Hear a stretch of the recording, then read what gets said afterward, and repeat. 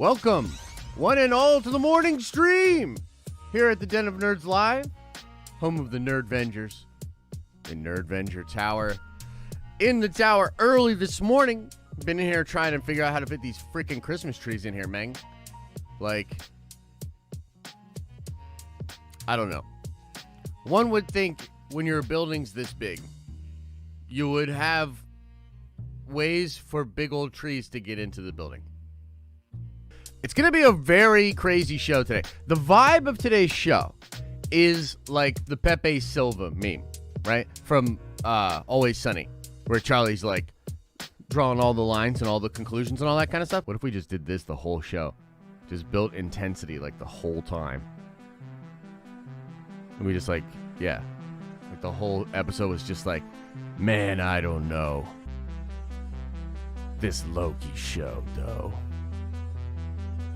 The epicness of Tom Hiddleston. With the vibe of a 12 Monkeys Terry Gilliam flick. We just like, you know? Can you bring it up even more for them? Damn, son. Loki show.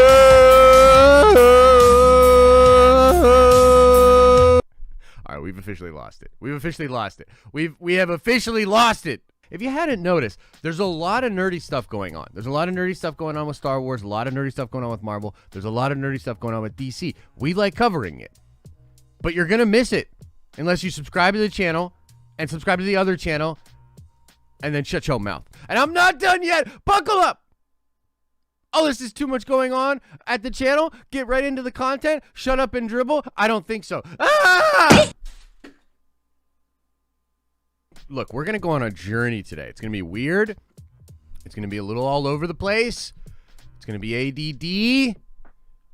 But I'm going to kind of talk to you guys and try to convince you that this stuff's way more figured out and planned than we thought. The Loki was specifically set up, I think, to literally be a catalog of sorts for what's to come. We just had this crazy Disney Investor Day announcement. The MCU stuff was great, but it's so weird that Feige doesn't touch on Spider-Man 3 hardly at all. He must know and be aware that that's what's making the news lately. Tobey, Maguire, Andrew Garfield, William Dafoe. Is Willem Dafoe friggin' Norman Osborn for the whole MCU? Look, there's a lot of questions. So when a lot of these like first crazy stories were happening with the Spider-Man 3, you know, casting rumors, etc., we were like, dude, what could possibly be happening with that? Like, how would that work? And one of the trains of thought, like one of the things that people were sort of on about was this concept of a multiversal trilogy, which involved WandaVision, basically begun or started in WandaVision, then would go to Spider-Man 3 in sort of like its second act, and then would close out with Doctor Strange 2 into the Multiverse of Madness.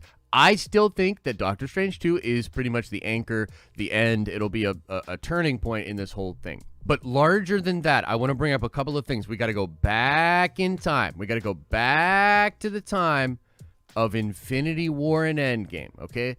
I want to know in chat, and be honest. I'll know if you're lying. It's almost Christmas time. You'll get cold, damn it. So tell me, honestly, yes or no, do you remember in our run-up to Endgame talking about the Michael Douglas quote where he said something to the effect of, it's my understanding that the quantum realm will actually have to do with all character stories moving forward. So that quote stuck in my brain like a splinter in my mind, because I remember as we ran up to Endgame, a lot of it we thought could be quantum realm related, or that like sort of the breaking open of the quantum realm, or perhaps like that something to do with Doctor Strange and Peter and all the people that were snapped. Perhaps the quantum realm is a way out of that, or something to that degree. I've been of the mind ever since Endgame, and I know there's a lot of Marvel fans that feel the same way because we hang out all the time, I've been of the mind that they did not get out of that situation clean. There's no way, dude. There's no way. There's no way they just put all the stones back and it's all gravy. You know what I mean? Moving forward, there are problems. So when I saw the Loki trailer, I was like, okay, wow, what a cool flavor. It's kind of like 12 Monkeys. You know, we're dealing with time. But if you really kind of watch that trailer, it sort of indicates that the stones being destroyed, because I do not believe Loki has the Tesseract when he stands up in the desert. Unless I'm mistaken, it doesn't seem like he has the Tesseract. Because I think the stones then just get destroyed. And Loki is stoneless. But then the TVA finds him, and the TVA is trying to get his help to like set some things right and figure stuff out. If you think about the big difference between time travel as you would have thought it would be, and then the branch timeline system that the Avengers used in Endgame, the branch timeline process creates alternate timelines. Alternate branch timelines, right? That's the whole point, right? Are you with me? Is the class still with me? Do you understand where I am going with this? Are you following? I know this is a lot of jargon. We're going somewhere with this.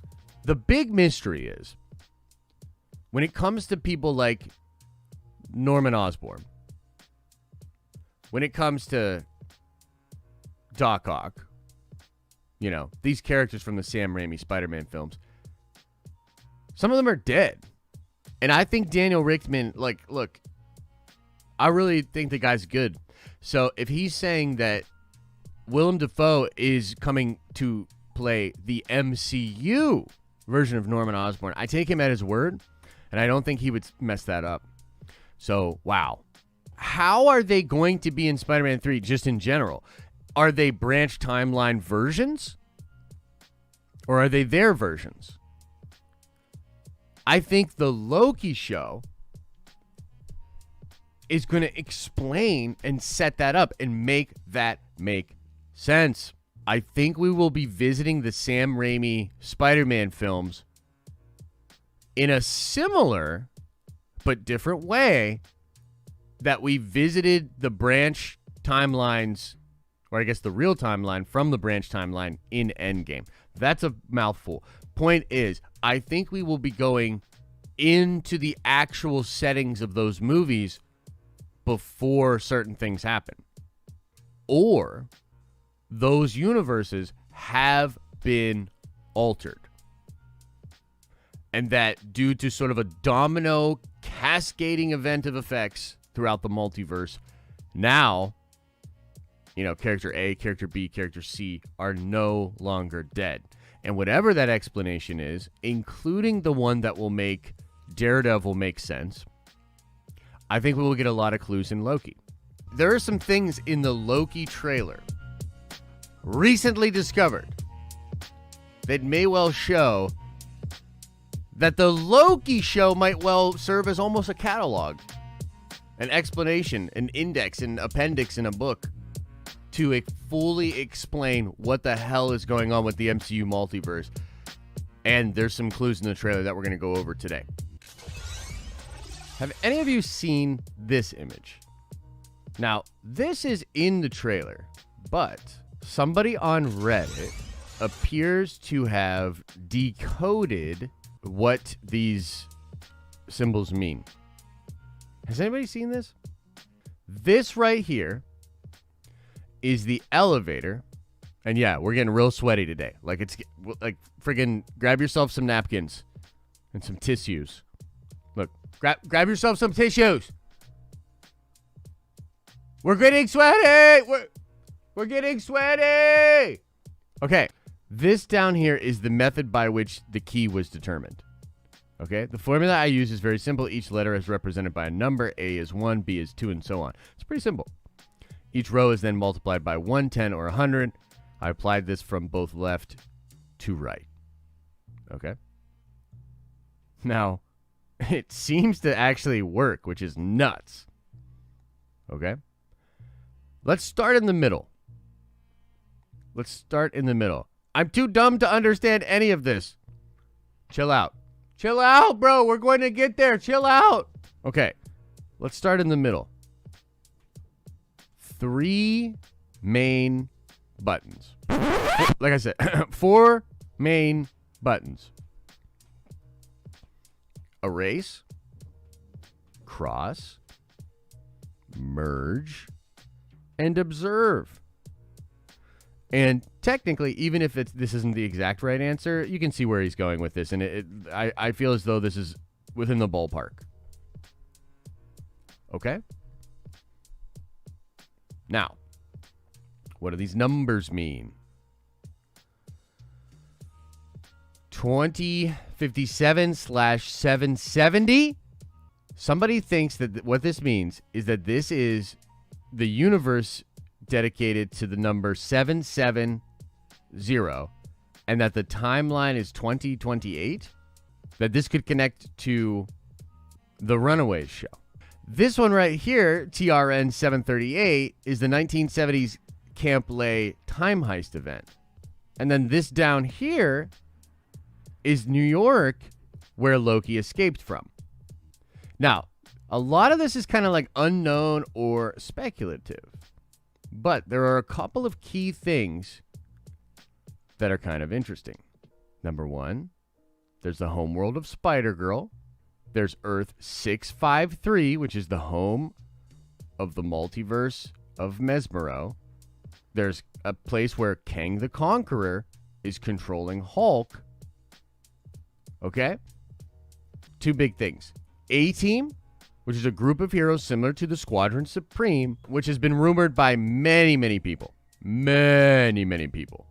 Number 2 is a reality where every single Avenger wields a hammer. This was actually a rumor, tick back 6-7 months, that I heard as well with regards to Thor 4. That you might actually get a version of the Thor core.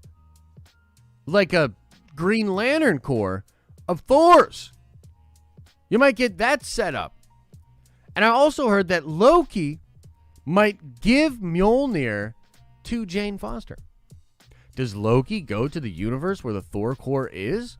Is there a Loki on that version of the Thor core?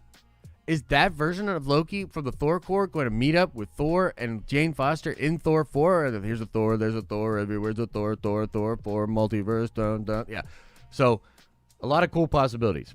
The TVA is not just watching time, but they're watching the multiverse. So, there is the multiverse, bunch of crazy stuff. And the TVA is watching each individual part of the multiverse and the timelines. And here's what's interesting. Loki might fully explain everything that happened in Endgame and might be able to really fully explain what maybe even Wanda did and like what is happening in the multiverse. WandaVision is going to kick this whole thing off, and it's going to be very bizarre. This is from the Loki trailer. This is apparently, or the best we can tell, this is a church within the TVA, within the Time Variance Authority. The image in the stained glass kind of seems like Mephisto. Like some very nefarious things are going on there. It is not an accident that in the holy place of the TVA, which seems to be a sort of behind the curtain, white room level monitoring organization, that they have Mephisto in their holy place. Mephisto is likely taken control of the TVA or is involved in some nefarious thing to try to take over the TVA. Maybe getting hope from Kang as well. Now, I actually just checked out an article by Charles Murphy, and he's indicating that he believes that Mephisto is actually the beekeeper in the WandaVision trailer as well. Because if you think about it, Wanda's dilemma is the dilemma of Civil War. She sets off Civil War with her power, and then Tony wants to control her, and Cap is afraid of her being controlled. it really revolves around her. I think moving forward, the explanation in the multiverse, which is going to be kind of explained through WandaVision, What If, Loki, like a lot of these shows are going to sort of really do a lot to sort of explain all of this. And again, you can see the seeds for all of this being planted and sort of the status quo for the multiverse and our understanding of how these different characters work. It's literally one thing to get an audience and to get mainstream audiences to understand Avengers and superhero stuff and all that. It's another thing to get them to understand parallel universes, alternate versions, and how all that can simultaneously happen. We're actually pretty close. You know what I mean? But as you think about the announcements, man, it is so clear that they are holding so much back as far as for the MCU. Because they could go on about how crazy connected this all is, where the really big plan goes. You know what I mean? So, man, Loki, though. Chuck Taylor with the $4 holler says, all hail the coming of fake George Lucas. What if George Lucas is fake Josh Lucas? You never think about that, do you? Yeah, that's right. Both of our last names are Lucas. Don't think too hard about it or look into it at all.